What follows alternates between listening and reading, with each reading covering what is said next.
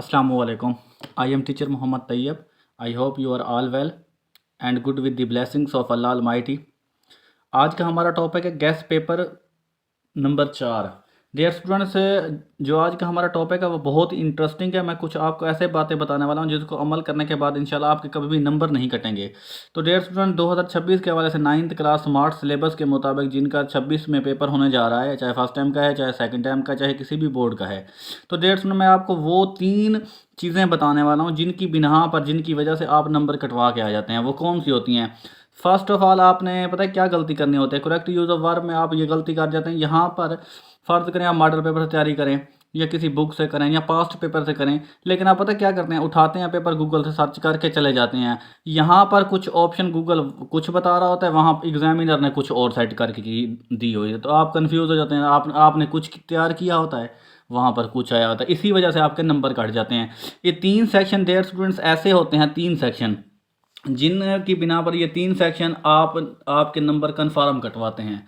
तो मैं आपकी सहूलत के लिए पास्ट पेपर सॉल्व भी करवाता हूँ और गेस्ट पेपर भी आपको बताता हूँ जो कन्फर्म इंशाल्लाह पेपर में आने हैं। आपने इनको तैयार करना है। देखें, पहला section correct use of verb में आपके नंबर कन्फर्म कटते हैं, ये तो पक्की बात है। दूसरा जो सेक्शन होता है सिनोनियम और एंटोनियम का, इसमें भी आपके नंबर कटते हैं। और तीसरा सेक्शन जो ग्रामर पार्ट ऑफ स्पीच का होता है उसमें भी नंबर कटते हैं। क्यों कटते हैं?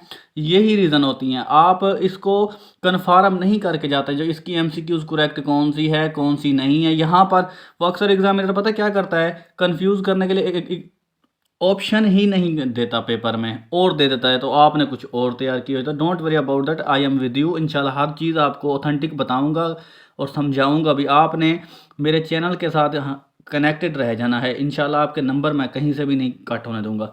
तो चलें गैस पेपर 4 इसको हल करते हैं।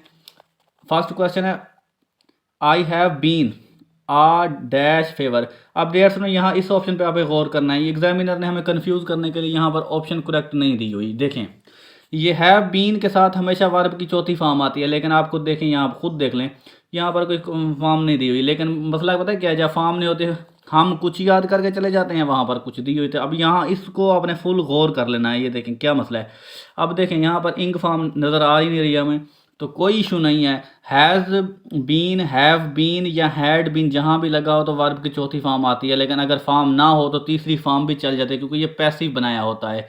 बाद अगर आप यहाँ देखें, आप एग्जामिनर इसी तरह का पेपर बना ले, यहाँ पर शोइंग लगा दे, इंक फॉर्म लगा दे, तो आपने तो फिर शोइंग की हुई है, वहाँ पर इंक आ जाए, वहाँ पर तीसरी फॉर्म हो ही ना, तो फिर फंस जाएंगे ना।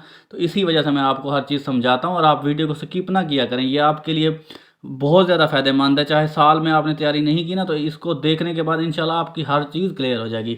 तो चलें, क्वेश्चन नंबर 2 है हमारे पास, he dash in this office. अब ये देखें यहाँ पर कौन सी वर्ब की करेक्शन आनी है? इज़ वर्किंग तो आ नहीं सकता।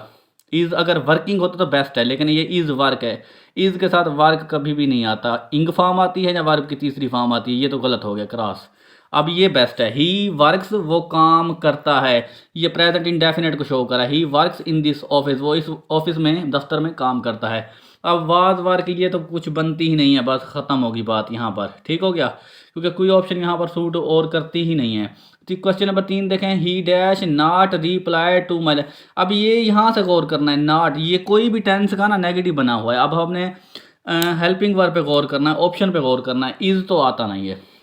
देखें, ही इज़, फिर इसके इज़ अकेला तो नहीं आना था, ही इज़ नॉट मतलब है। अब यहाँ पर नॉट है तो यहाँ पर वर्ब की हेल्पिंग वर्ब इज़ के बाद चौथी फॉर्म आनी चाहिए। सिंगल तो हम नहीं लगा सकते, ये तो हो गया जी क्रॉस। वाज भी अकेला हेल्पिंग वर्ब नहीं आ सकता, साथ में वर्ब तो आना था। डिड, ये बेस्ट है। देखें, he did not reply to me. अब डिड के बाद वर्ब की फर्स्ट फॉर्म आती है पास्ट इंडेफिनेट का, जब हम नेगेटिव बनाते हैं। He did not reply to my letter. ठीक हो गया, आई होप आपको इसकी समझ लग गई होगी। ठीक है, अब क्वेश्चन नंबर 4 है हमारे पास, they will be dash hockey at that time. अब मुझे यहाँ से पता लग रहा है विल बी जो टेंस होगा वो फ्यूचर कंटिन्यूअस में होगा, इसमें वर्ब की चौथी फॉर्म आ जानी। मैंने चुप करके वर्ब की चौथी फॉर्म ढूंढ के लगा देनी है। दे will be playing hockey at that time. Okay, I hope आपको समझ लग गई होगी इसकी। क्वेश्चन नंबर 5 है जी, they dash Pakistan before the end of the year. अब यहाँ पर they will have left the Pakistan before the end of the year, ये ऑप्शन ए करेक्ट हो गई इसकी। आई होप आपको समझ लग रही होगी इसकी। अच्छा जी, अब यहाँ पर देखें, थोड़ा सा मैं आपको समझा भी दूँ। शैल नहीं लगता, दे के साथ शैल नहीं लगता, दे के साथ विल ही लगता है। वैसे हम कंफ्यूज करने के लिए इसने दी हुई है, दे विल ही लगता है दे के साथ, आई और वी के साथ शैल, बाकी सब के साथ विल। ओके।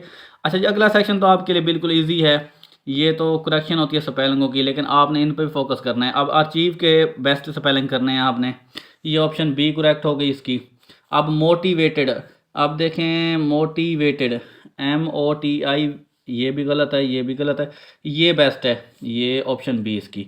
अच्छा वेल्स, ये ऑप्शन इसकी डी करेक्ट हो गई। अब जी लास्ट वन इसकी है ब्लेस, BLISS, ब्लेस, नवाजना, नेमत, ये ऑप्शन करेक्ट हो गई। ये तो जी आसान था आपके लिए, इंशाल्लाह ये तो आपको आ जाएगा इजीली।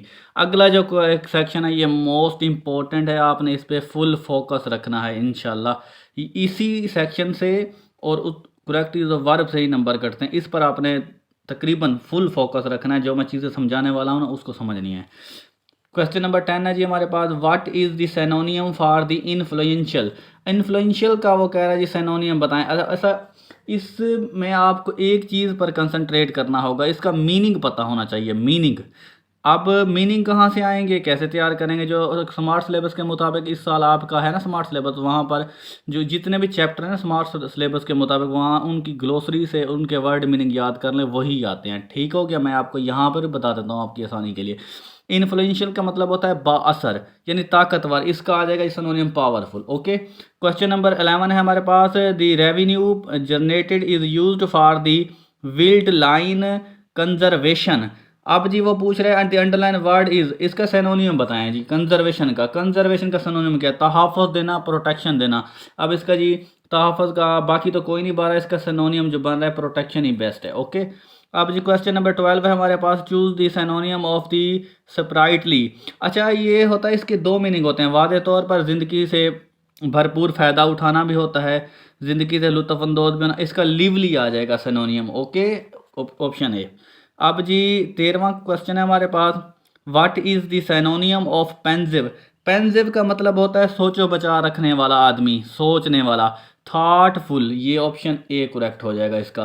क्वेश्चन नंबर जी 14 है, what is this antonym of the innovation. अब जी एंटोनियम पूछ रहा है, ये आपने गौर करना है। सिनोनियम पूछ रहा है, एंटोनियम पूछ रहा है। एंटोनियम उलट पूछ रहा है, इसके मीनिंग में जो उलट हो। अब जी इनोवेशन का मतलब क्या होता है? जिद्दत। ठीक है, इसका उलट कर देना है जी आपने, स्टैग्नेशन। ये ऑप्शन इसकी करेक्ट होगी। ठीक है। अच्छा जी लास्ट सेक्शन है जी आज का हमारे पास, ये भी मोस्ट इम्पोर्टेंट है, इसके ऊपर आपने फुली फोकस रखना है। देखें क्वेश्चन नंबर 15 है, 15वां, happiness is important for life. आप उसने ना हैप्पीनेस पे अंडरलाइन किया हुआ है वर्ड इसको। अब वो आगे ये पूछ रहे वर्ड हमने अंडरलाइन किया हुआ है, द अंडरलाइन वर्ड इज़ आ, ये क्या है? अब देखा जाए ना डियर स्टूडेंट्स, हैप्पीनेस जो है एब्स्ट्रैक्ट नाउन है, लेकिन ऑप्शन में तो हमें एब्स्ट्रैक्ट नाउन दिखाई नहीं दे रहा, तो यहाँ पर स्टूडेंट ने फुल कंफ्यूज हो जाना है। तो डोंट वरी अबाउट इट, जो हैप्पीनेस वर्ड है ये एब्स्ट्रैक्ट नाउन है, लेकिन सबसे पहली चीज़ आपने ये गौर करनी है तो नाउन ना, नाउन की किस्म है ना एब्स्ट्रैक्ट नाउन, लेकिन फर्स्ट ऑफ ऑल तो नाउन आता है ना, नाउन के बाद ही एब्स्ट्रैक्ट नाउन आता है। तो डोंट वरी, आपने इसको नाउन ही लगा देना है अगर आपको एब्स्ट्रैक्ट नाउन नहीं मिल रहा तो। ठीक है। क्वेश्चन नंबर 16 है हमारे पास, don't forget to lock the door. अब डियर स्टूडेंट यहाँ पर मैं आपको एक पॉइंट नोट करवा दूँ। देखें, टू लगा हो, वर्ब की फर्स्ट फॉर्म लगी हो, तो ये इसे इन्फिनिटिव कहते हैं। आगे पूछ भी रहा है underline part of the sentences. अब ये जी इसने थोड़ी स्टेटमेंट अजीब तरह लिखी है। अब यहाँ पर सेंटेंस पूछ रहा है, सेंटेंस कौन सा है? तो कोई इशू नहीं है। अगर देखा जाए तो अगर सेंटेंस पूछे तो यहाँ पर प्रेजेंट पार्टिसिपल भी है, पास्ट पार्टिसिपल भी। यहाँ पर कोई इसका पॉजिटिव मुझे रिस्पॉन्स नहीं मिल रहा, लेकिन जो इस चीज़ पे जो अंडरलाइन इसने की हुई है चीज़, ये तो मुझे पता लग गया इन्फिनेटिव है। इसमें थोड़ी सी इसकी टाइपिंग की मिस्टेक है। यहाँ पर सेंटेंस पूछ रहा है, लेकिन यहाँ पर ऑप्शन में उसने सही तरह पर सेंटेंस मेंशन नहीं किया हुआ। वैसे ये देखा जाए तो बनता है, प्रेजेंट का ही बनता है, लेकिन ज़्यादा करेक्शन जो है इसकी इन्फिनेटिव पे है। वैसे ये प्रेजेंट में भी ठीक हो सकता है, लेकिन ऑप्शन में वो ऐसे नहीं करेगा। ऑप्शन में एक ही करेक्ट देता है, ज़्यादा करेक्ट नहीं देता वो। ये नहीं कि कंफ्यूज करने के लिए 4 5 एक जैसी नहीं दे देता। 4 ऑप्शन होती हैं, 2 कभी भी वो एक दूसरे के मैचिंग नहीं देता, उलट देता है, हर एक उलट होती है एक दूसरे के। ठीक है, तो इन्फिनेटिव बेस्ट है। ठीक है, क्योंकि अंडरलाइन जो इसने वर्ड किया उसके मुताबिक अगर सारा ही अंडरलाइन करता ना, ये don't forget to lock the door, तो ये सारा अंडरलाइन करता था, फिर तो मुझे समझ लग जाती भी टेंस पूछ रहे। अब इसमें जिसने उसने अंडरलाइन किया तो मैं उसी को देखूंगा ना। ठीक है, आपको समझ लग गई होगी। अब क्वेश्चन नंबर जी हमारे पास 17 है। The cold crisp clean snow crashed underfoot the figurative speech used in the. आप देखें जी, जो भी वर्ड सी से शुरू होता है इसको जी हम, ये ऑप्शन इसकी अल्ट्रिएशन, ये ऑप्शन डी इसकी करेक्ट होगी। ओके, अब क्वेश्चन नंबर जी 18 है हमारे पास। सारा set I am going to the market the correct in direct speech. अब डेयर स्टूडेंट यहाँ पर एक पॉइंट है, ये ट्रिक है, अगर आपने इस ट्रिक को फॉलो कर लिया तो आपके नंबर कहीं नहीं कटे। देखें, ये हमारे पास उसने ये डायरेक्ट सेंटेंस दिया हुआ है, इनडायरेक्ट हमें बनाना है। तो डोंट वरी अबाउट, यहाँ पर देखें अगर ये टेंस प्रेजेंट या फ्यूचर में हो तो अगला ये इन्वर्टेड कॉमास वाला कभी चेंज नहीं होता। ठीक है, अब ये पास्ट में है, ये बिल्कुल ही चेंज होगा। अब स्टूडेंट्स को घुमाने के लिए एग्जामिनर पता है क्या करता है, देखें मैं आपको समझाता हूँ, इंशाल्लाह समझ लगेगी। ये सारा का सारा ही रह जाएगा, सारा सेट ये ऐसे ही आ जाएगा। देखें जहाँ पर अभी देखें चारों ऑप्शनों में दिया हुआ है, लेकिन एक ऑप्शन में आस्क्ड किया, इसका तो तल्लक ही नहीं है, उड़ा दें इसको, खत्म। बाकी 3 ऑप्शन बच गई हमारे पास ही। अब देखें सारा सेट दैट, अब इन्वर्टीज कॉमर्स की जगह पर ये जो इन्वर्टीज कॉमर्स होते हैं ना, इनको इनकी जगह पे दैट आ जाता है इनडायरेक्ट सेंटेंस में। ठीक है, सारा सेट दैट, अब ये जो आई है ना, आई ये सारा जो है फीमेल एंड गर्ल है, तो इसके अकॉर्डिंग जो ये आई है प्रोनाउन इसके अकॉर्डिंग चेंज होगा, शी के अकॉर्डिंग। यहाँ पर आ जाएगा शी, जहाँ पर भी शी हो जाएगा ये ठीक हो जाएगा। देखें यहाँ पर भी आ गया, दैट भी आएगा, शी भी इज गोइंग टू। अब ये गलत है क्योंकि ये प्रेजेंट कंटिन्यूस टेंस है, ये चेंज होके पास्ट कंटिन्यूस में चला जाएगा। ये ऑप्शन भी काट, खत्म। अब 2 ऑप्शन काटेंगे, अब हमारे पास सी और डी बच रही हैं। अब देखना है सारा सेट दैट, अच्छा जी ये दा है, दैट नहीं, ये भी कट हो गई जी। बाकी हमारे पास लास्ट ऑप्शन बच गई, यही करेक्ट है डी। अब देखें मैं आपको थोड़ा सा फिर समझाता हूँ ताकि आपको समझ लगे इस चीज़ की। सारा सेट दैट, ये दैट इन्वर्टेड कॉमर्स की जगह पे आ गया, आई की जगह क्योंकि वो फीमेल थी सारा थी, इसकी जगह पे शी आ गया। एम की जगह जो चेंज होगा, प्रेजेंट जो चेंज होगा पास्ट में, एम की जगह पे अकॉर्डिंग टू सब्जेक्ट वाज आ गया। इंग फॉर्म की इंग फॉर्म वैसे की वैसे, बाकी कोई चेंजिंग भी नहीं। ये ऑप्शन डी करेक्ट होगी। आई होप आपको इसकी अच्छी तरह समझ लग गई होगी। ठीक है, आज जी लास्ट वन आज के टॉपिक का है 19। She read the book with great interest. अब अंडरलाइन उसने किया हुआ है the great interest, the underline part of a sentence. अब जी फिर वो सेंटेंस पूछ रहा है जी, तो देखें जी ये जो है ना, ये विद द ग्रेट इंटरेस्ट, ये सब्जेक्ट के वर्ब को डिफाइन कर रहा है। जो चीज़ सब्जेक्ट के वर्ब को डिफाइन करे वो एडवर्ब होती है, ये adverb phrase. I hope dear students आपको इसकी मुकम्मल तौर पर समझ लग गई होगी इंशाल्लाह। अगर कोई चीज़ समझ नहीं लगी तो आप कमेंट सेक्शन में पूछ सकते हैं। डियर स्टूडेंट्स, अगर आपको वीडियो अच्छी लगी हो तो वीडियो को लाजमी लाइक कीजिएगा, चैनल को सब्सक्राइब कर लीजिएगा ताकि ऐसी इन्फॉर्मेटिव वीडियो मिलती रहें। और इस वीडियो को दोस्तों और क्लासमेट के साथ लाजमी शेयर करें ताकि वो भी इसको करने के बाद फुल मार्क्स हासिल कर सकें। मुझे और आपको दुआएं दें। तो मिलते हैं अगली वीडियो में, तब तक अपना बहुत ख्याल रखिएगा। अल्लाह हाफ़िज़।